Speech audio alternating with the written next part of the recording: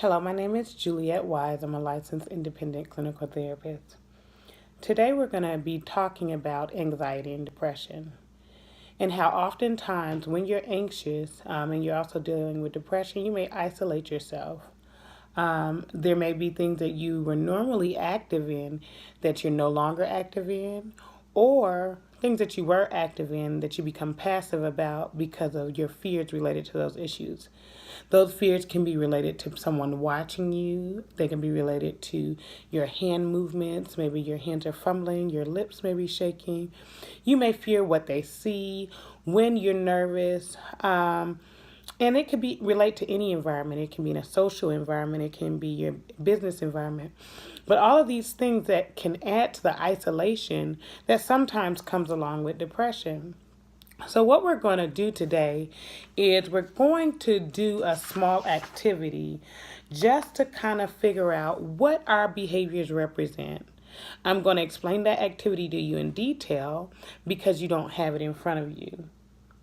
So in front of me, there's a table.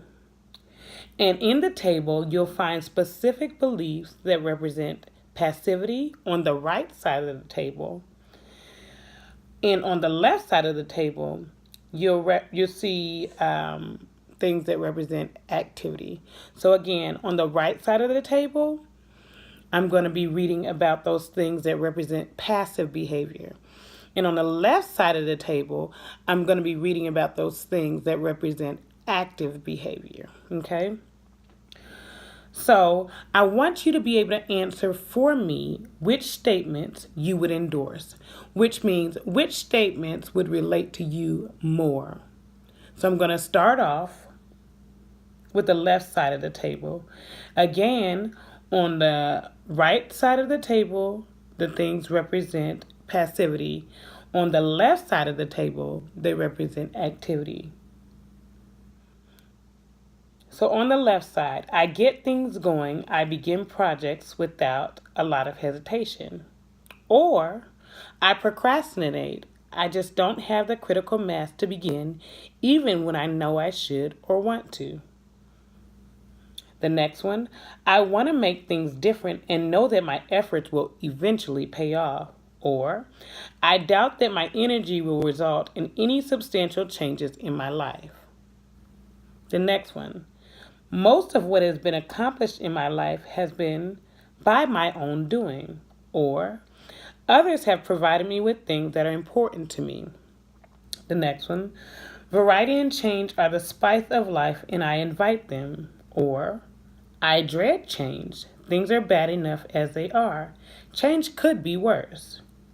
The next one, I notice the world around me. It influences me in important ways that I seek out. Or, the world frightens me. I need my safe place in order to feel comfort. The next one, I don't let my momentary feelings interfere with my long-term projects and plans. Or, my feelings control my life. When I'm anxious or depressed, I stop and wait for a better day before proceeding. The next one, I have influence over the course my life takes, or I'm powerless to control the course of my life. So once you review those things and you're able to identify which statements more so relate to you, I'd like you to either type those up if you're able or write them down. Once you have completed that, and you don't have to have this all done in one day, this can be our activity for the whole week. So once you've completed that, I want you to ask these questions to yourself. What ways have I been passive in the past? That can mean I watched too much television, I listened to the radio too much, I stayed to myself, or I kept my cool when someone irritated me. Any of those things could be good examples. The next one is, what ways have I been active in the past? Like what ways have I spent money I didn't have, or when did I choose where the group would go for lunch, or corrected someone who misstated what I said. So those are just examples of what ways have I been active in the past. The next one is what ways in what way am I being passive today? Is there any way that I'm being passive today? That means not telling someone how I feel, or not taking my medication, or not going to participate in an activity. In what way am I being passive today? In what ways am I being active today? Am I writing in a book, or am I exercising, or am I making a decision that I put off for weeks, or confronting my friend, or confronting someone, or confronting a thought or a feeling? What ways am I being active? So this exercise is going to highlight activity and passivity, and